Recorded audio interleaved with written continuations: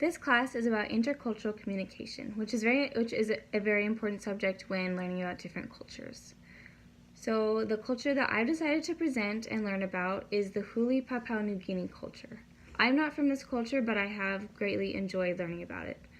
The Huli people, they are from the southern highlands in New Guinea, and they live on a volcano, which hasn't erupted for a really long time. But because they live on a volcano, they have this volcanic soil, which is super great for growing crops. They have built their houses out of clay, wood, and leaves. The Huli culture is the largest ethnic group in the highlands with a population of 300,000 to 400,000. And they are best known for their custom-wearing decorative woven wigs. So this brings me into the wigmen. Funny word, I think. But so the wigmen, I think was really interesting to learn about them because they made decorative wigs out of their own hair. So this is a unique tradition where young unmarried men grow their hair into wigs. For 18 months, the men grow their hair out and have a specific diet that they live by during this time. I couldn't find anything on the diet, like if it helps their hair grow faster or if it's like, I don't know, but I know that they had to grow out their hair for 18 months and also partake in a diet.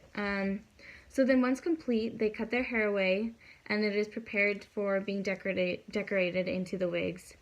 They decorate it with shells, bird feathers, and a lot of other things. So some of these wigs they wore every day, and then some of them they would actually save for like a special occasion, for special occasions. However, this is the wigmen. The women, however, they didn't really wear anything special. They don't stand out. They wore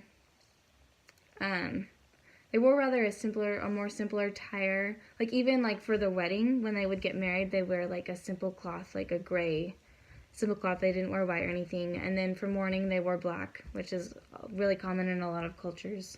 The men also, this is kind of cool, they have this clay. They would wear yellow clay like on their face, like it was like a clay mask. It was yellow and red. And actually there's a cool name for each of those. The yellow is ambao, I think is the word for the yellow clay. And also the red is the red ochre clay. And these are very sacred. It would actually set them apart as warriors. These were the Huli warriors, and it set them apart from all the non-warriors. They had a very small variety of food that they would eat. The Huli tribe mostly ate yams. They had this manoik, and it was like a very starchy root. And then they would also eat the pigs on their farm that they had. Pigs were really big in their culture too. Most of the people had pigs. And then occasionally they'd also hunt tree kangaroos, which is kind of cool. I didn't know that was actually a real animal until I learned about this, which is kind of cool. So also I learned, which is really interesting, is the punishment in the Huli culture. So they decided to live a life of vengeance and warfare rather than peace. So pretty much it was like the payback system where their punishment must be more severe than the original wrongdoing. Super interesting. Also, there are a lot of threats in the Huli tribe. There's a widespread deforestation. Because of the deforestation, the resources are becoming less available to the Huli people. A lot of the trees are being cut down, which means a lot of the birds are dying, and they're having a lot less of the feathers from the birds to use to decorate for the wigs.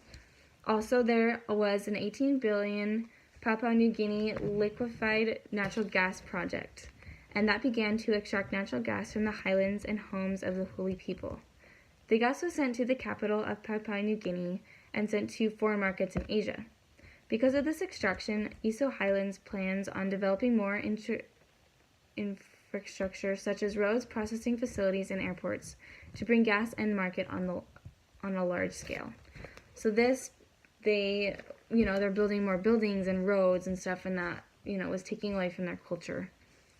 And that is all pretty much that I learned from this. I think this is a really interesting group, our culture.